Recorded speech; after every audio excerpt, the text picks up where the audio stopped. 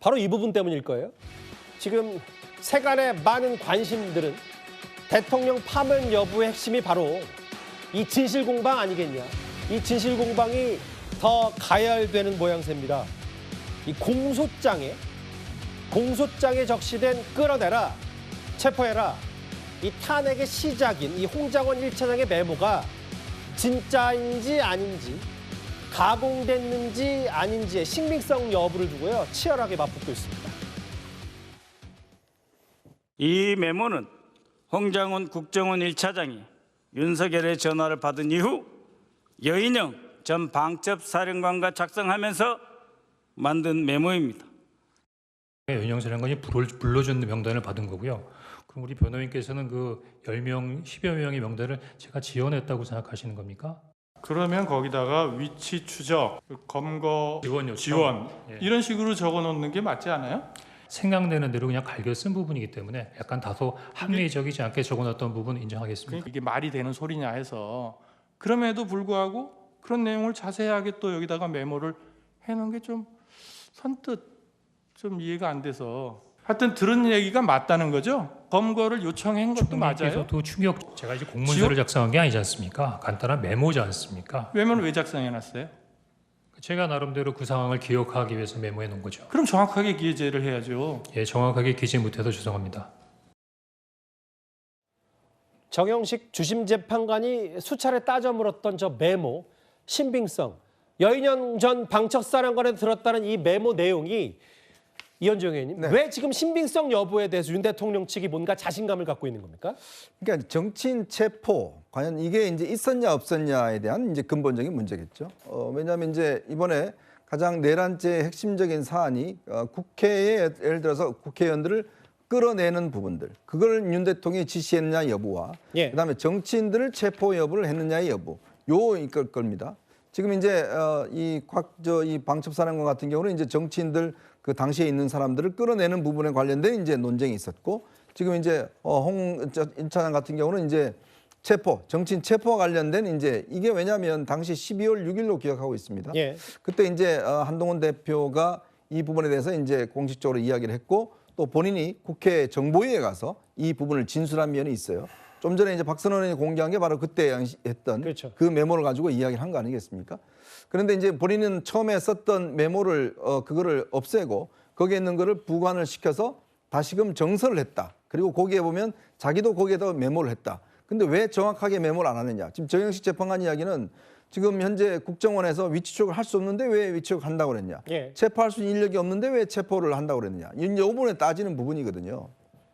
그래서 이제 이 메모의 어떤 이 신빙성 여부를 지금 좀 탄핵하기 위한 그런 윤 대통령 측에 있습니다만은, 또 한편으로 보면 예. 당시에 이 정치인 체포는 당시 방첩사령관에 예. 사령관에서 이 관련된 부하들에게 진술이 있었고, 예. 또 특히 조지호 경찰청장에게 지시했던 부분이 있습니다. 뭐 다른 이제 핵심 증언자도 그렇죠. 있으니까. 그러니까 예. 있기 때문에 단지 지금 홍장원 1차장과 관련된 이 진술 이것만 있다면 또 이게 논란이 될 수는 있겠습니다만, 예. 다른 이 진술도 있기 때문에 이 진술 자체 하나만을 탄핵한다고 해서 정치인 체포는 없었다라고 하기에는 아직까지 이른 것 같고, 예. 요 문서에 대한 어떤 논쟁 자체는 지금 현재 이제 검찰 수사를 하고 있기 때문에 저 신빙성에 대해서는 아마 추가적인 수사는 필요할 것 같습니다. 근데 다만 이제 이런 건 있겠죠. 이현정 의원 말씀에 바탕을 두고, 다만 뭐 한동훈 전 대표에 대한 체포 얘기 혹은 탄핵 소추안의 시작, 사실 홍장원 국정원 1차장이 김병기 의원과 여러 브리핑을 통해서 나왔던 얘기가 파괴력이 있었고, 여기 보면 이 메모를 이 텍스트화했던 뭐 이재명, 우원식, 한동훈, 김민석, 뭐 박찬대, 정청래 등등 해서 이거로 탄핵 소추안이 본격적으로 여당 내에서 불이 붙었기 때문에, 만약에 물론 뭐 이거 하나를 일반화할 수 없지만 이 증거가 탄핵이 됐을 때 정치적 폭풍 뭐 이런 거에 대한 여러 고민도 있을 거예요. 그래서 저는 일단 이 증거의 진술, 그러니까 이 메모가 신빙성이 있다라는 부분을 보기 전에 예. 일단 진정하게 성립됐다 이 부분을 인정을 하는 것 같아요. 그러니까 이 메모 자체가 뭐 누가 뭐 허위로 작성했거나 허위의 메모 이런 거는 아닌데, 다만 그 내용 자체가 얼마나 윤석열 대통령과 관련된 혐의를 입증하는 데 있어서 진술의 신빙성이 있는지, 또는 이 메모의 증거 능력을 증거의 가치가 있는지 뭐 이런 부분을 판단하는 중이라고 생각이 드는데요. 예. 정영식 재판관의 이야기처럼 뭐 좀 더 확실하게 검거 검거를 요청하는 것이 아니라 검거를 뭐 그 도와달라는 요청이라고 했어야 되는 거 아니냐 뭐 이렇게 뭐 볼 수도 있을 것 같아요. 근데 이런 부분은 좀 사후적인 부분이고 이게 개인이 작성한 메모였다라는 점에 집중해 본다라고 한다면 저는 이 메모의 내용도 어느 정도 납득할 수 있다라고 생각합니다. 예. 그러니까 이게 메모이지 보고서가 아니잖아요. 메모는 그야말로 작성해서 본인이 보려고 메모를 하는 겁니다. 근데 뭐 보고서라든지 아니면 외부에게 누구에게 보여주기 위해서 작성하는 문서였다라고 한다면 당연히 그 내용에 대해서 좀 더 완결성을 갖추거나 그 내용에 대해서 좀 더 이것이 맞는지를 확인하는 검증하는 절차가 필요했겠지만 메모 그야 말대로 자기가 나중에 볼 때 이런 좀 엄청난 일들에 대해서 기억을 환기하기 위한 용도로 메모를 한 것이다라고 한다면 그 내용들 중에서 조금은 좀 상황과 맞지 않는 부분이 있거나 저는 부족한 부분이 있다라고 하더라도 예. 저는 메모이기 때문에 가능한 것이고 오히려 이 메모의 내용이 너무 완벽하지 않기 때문에 오히려 이 자체가 증거로서 또 증명력을 갖는 거 아닌가라는 판단도 가능해 그러니까 보입니다. 보는 시각은 다른데 이제 여인영 전 방첩사령관은 지금 밑에 나오는 내용에 보면 나는 체포라는 단어 쓴 기억이 없는데 왜 이 메모장에 이게 있냐. 그럼 사실상 이 여인영 전 방첩사령관에 들었 따지면 이 메모가 다시 재작성 구성된 거 아니냐는 취지를 한번 주심 재판관이 물어본 거고 윤 대통령 측도 이걸 한번 증거 채택을 따져보겠다라고 했어요. 또 한 명 있습니다. 어제 대통령 측이 탄핵 공작이라고 규정한 두 사람 여기 있는 홍장원 전 1차장 말고 곽종근 전 특전사령관도 있죠. 처음에는 의원 그리고 뭐 요원 얘기도 나왔다가 어제 결론적으로 인원으로 바뀐 이 오락가락한 단어 선택 어제 이거에 대해서 재판관들의 지적도 있었습니다. 피청구인 그러니까 윤석열 대통령께서 그 당시에 증인한테 데리고 나오라고 지시한 대상이 국회의사당 안에 있는 국회의원들 맞죠? 정확히 맞습니다. 예. 본관 건물 안쪽으로는 인원들이 안 들어가 있는 상태였습니다. 그때 당시는 우리 본관 안에 작전 요원들이 없었기 때문에 전 당연히 그게 국회의원이라고 생각을 하고 그렇게 이해했습니다. 인원이라 그랬어요? 인원, 의원이 아니고 예, 인원. 인원들을 밖으로 끄집어내라. 그럼 150명 얘기는 언제 했어요? 150명 얘기는 이제 이건 대통령 얘기가 아닙니다. 말이 달라지잖아요. 아까 분명히 대통령으로부터 들었냐라고 했더니 150명 들은 기억이 생각났다. 나중에 얘기를 들어보니 김ging 대변인, 뭐 야당에서는 이건 뭐 대세 지장 없는 거 그냥 표현 차이일 뿐이다. 네.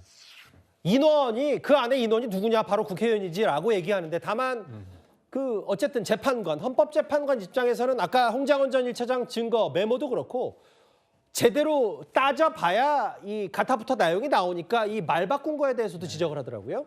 그러니까 그날의 상황만 봤을 때는 저 사람이 그냥 몇 가지 변화만 있기 때문에 큰 대세에 지장이 없다 얘기할 수 있지만 이게 다른 것도 아니고요. 국민들의 어떤 손으로 뽑은 대통령을 파면시킬 수 있는 탄핵 심판입니다. 그렇다면 얼렁뚱땅 지나갈 게 아니라 하나하나 짚을 수밖에 없는데요. 그러니까 이분이 김병주 의원 만나가지고 유튜브 때 뭐라고 얘기했냐면 김병주 의원이 이렇게 질문합니다.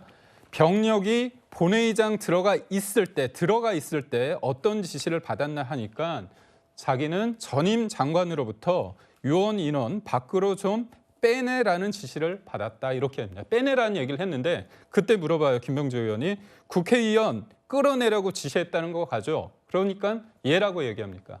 그러니까 자기도 인원이라고 했고 의원이라고 얘기 안 한 거예요. 그리고 그 이후에 김병주 의원이 또 질문을 합니다.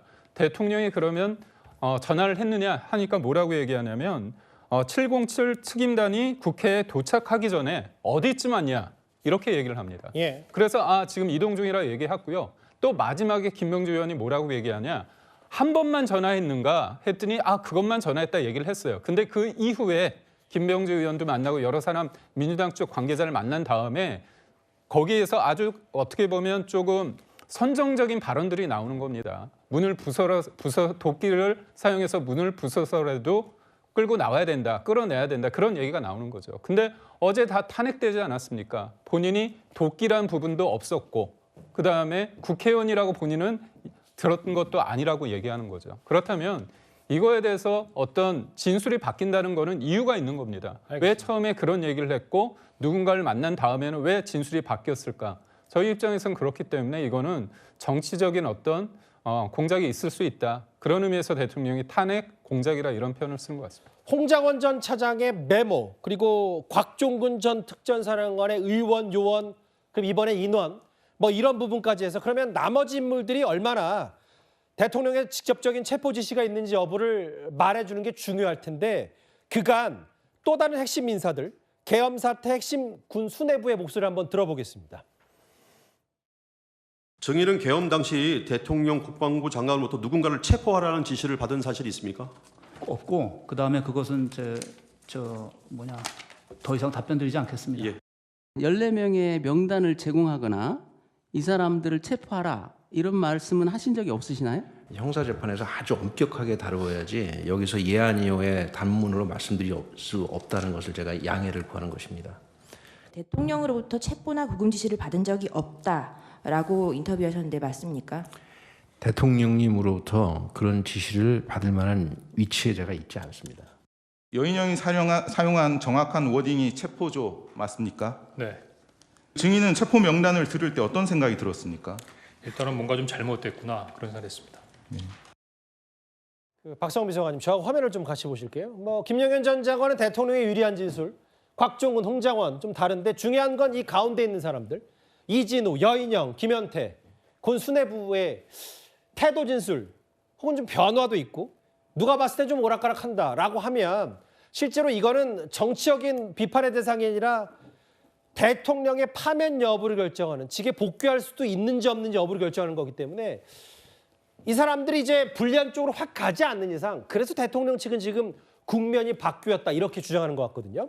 저는 그렇게 보지는 않습니다. 왜냐하면 일단 그 주요 김현태 단장을 제외하고 주요한 사령관들, 곽종근 전 사령관은 예외일 수 있겠지만 이 사령관들이 약간 태도나 진술에 있어서 변화를 보여주거나 아니면 좀 소극적인 이야기들을 하거나 이런 이유는 결국 형사재판을 염두에 두고 그런 행위를 저는 하고 있다라고 보고 있는 것이고요.